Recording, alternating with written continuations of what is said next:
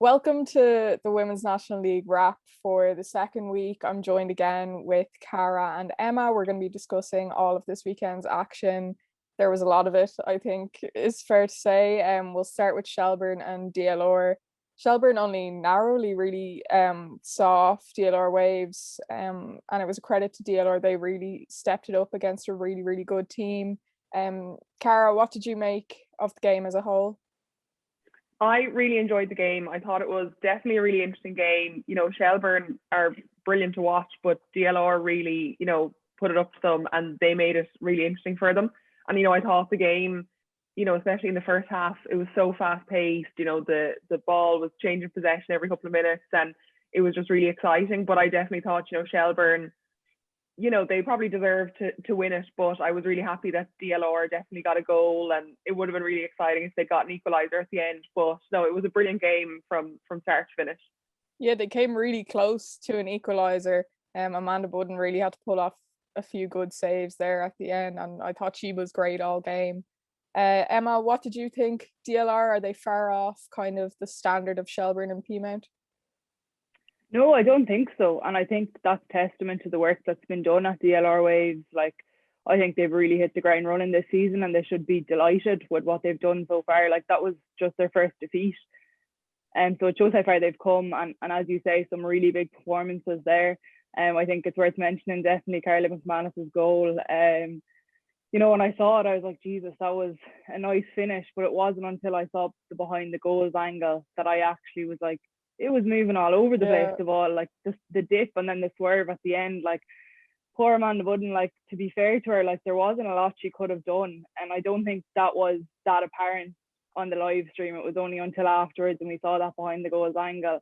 But yeah, it was a really good game. All those Dublin derbies always are, they always have a little bit of a kick to them. So yeah, credit to both sides. But I think Shelbourne will be very happy no matter what way they won it, they did, and that's the main thing. Yeah, exactly. And then moving on to Wexford, who we kind of talked about last week, might not have been at their most confident or maybe hadn't reached their peak yet, but putting 5 goals past Galway and keeping a clean sheet is really, really impressive considering the kind of form that Galway have been in as well, with a lot of goals. Emma, do you think then that we did see Wexford at their best at the weekend?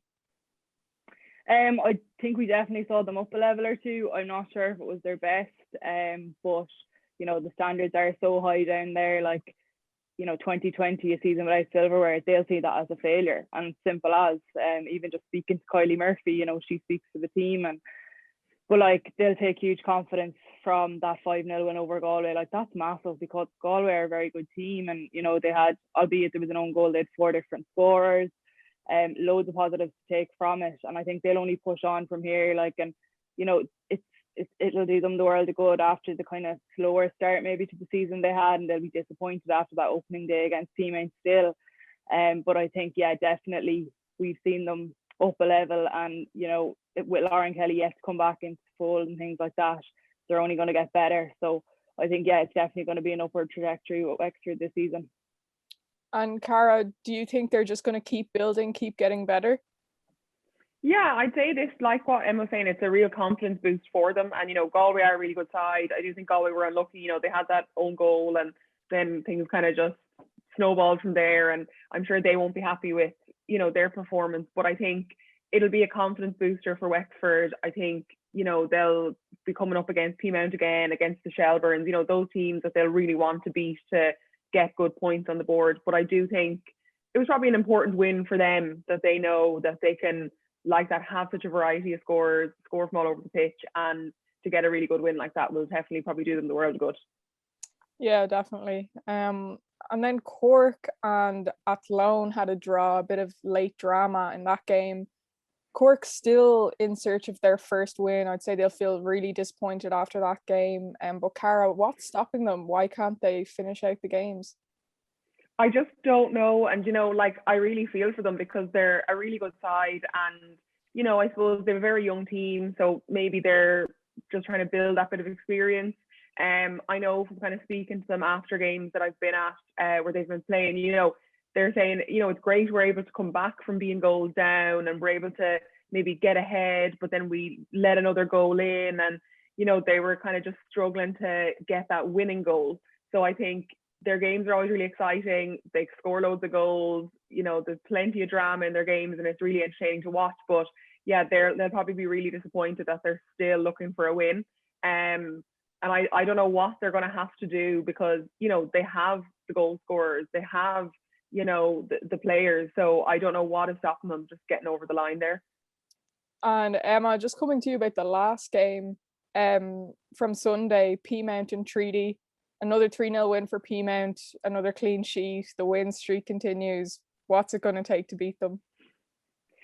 Yeah, that's a big question, isn't it? I think credit to Treaty, it must be said. They came out and they held firm and they put on a really brave performance. But as they always do, when PEAMOUNT opened the floodgates, it poured.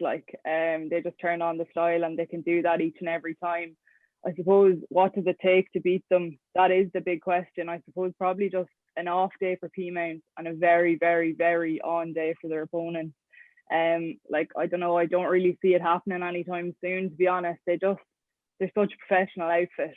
But it's football, it is going to happen at some stage. They can't keep winning forever.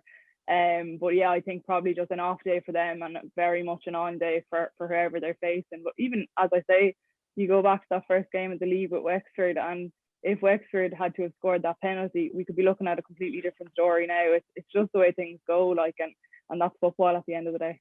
Yeah, exactly. And we had a couple of really great goals from across the weekend. So I'm going to ask you guys both for your pick of goal of the week. Cara, I'll come to you first.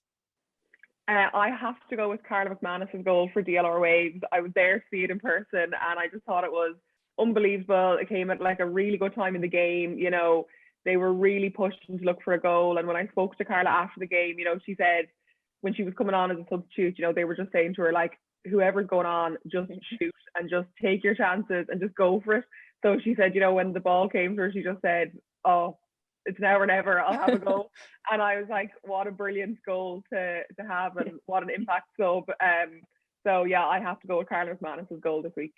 Yeah, I think she was out injured for a couple of games maybe, or just recovering from an injury, and now they've lost Kate Mooney as well to injury. So Carla is definitely going to be huge for them this season if she can get fully fit again, but just there showing completely what she can do, creating something from nothing with an amazing strike. Emma, who are you going to pick for your goal of the week?